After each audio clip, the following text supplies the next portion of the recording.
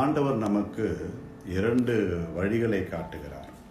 2 வாய்ப்புகள் நமக்கு கொடுக்கிறார். பாவ வழி, விசுவாச வழி. நல்ல வழி, கெட்ட வழி.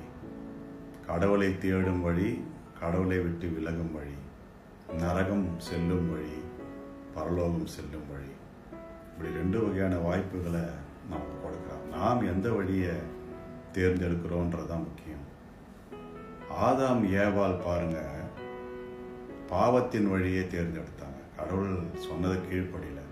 இந்த மரத்தில் இருக்கிற கனியை சாப்பிடாதீங்க, தொடாதீங்கன்னும் போது இவங்க கீழ்ப்படியில.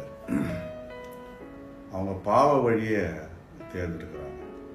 நம்ம கூட பார்த்தீங்கன்னா நாம் கேள்வி கேட்போம். நிறைய கேள்விகள் இப்போது வருது. எப்படியாப்பட்ட கேள்வினா, ஆண்டவர் ஏன் அந்த மரத்தை படிக்கணும், ஏன் அந்த கனியை சாப்பிடக்கூடாதுன்னு சொல்லணும், அதுக்கு அதை உருவாக்காமே இருந்திருக்கலாமே, இவர் தானே உருவாக்குனாரு. ஆதாம் ஏவாள் அந்த பழத்தை சாப்பிடுவாங்கன்றது இவருக்கு தெரியாதா? இதை சாப்பிட்டா அவங்க பாவிங்கன்றது இவருக்கு தெரியாதா?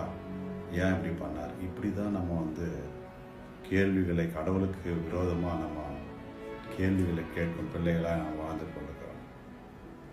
காயின் ஆபேல் பாருங்க, அடுத்த தலைமுறை.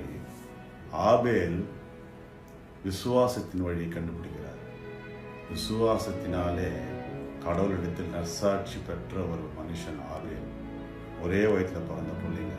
காயின் பாருங்க, நம்மள மாதிரி கேள்வி கேட்கிற பிள்ளை, கொலகாரன். பாவ வழியை காயின் தேர்ந்தெடுக்கிறார். நோவாவை எடுத்துங்க, உலகம் ஃபுல்லாக கடவுளுக்கு கீழ்ப்படியில, பாவம்.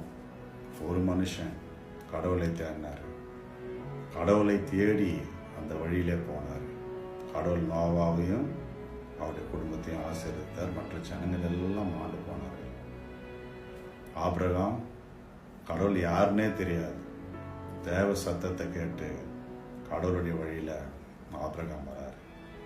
அவருடைய தலைமுறை யாக்கோபும் ஏசாவும் பார்த்தீங்கன்னா கிட்டத்தட்ட 2 பேரும் பாவ வழியில் தான் ஆரம்பிக்கிறாங்க.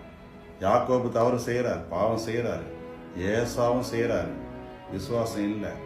ஆனால் யாக்கோபு ஒரு ராத்திரி முழுதும் போராடி அழுது தன்னுடைய பாவத்தை அறிக்கையிட்டு கடவுளுடைய பிள்ளையாக மாறி கடவுளுடைய வழியில் அவர் வந்துடுறார்.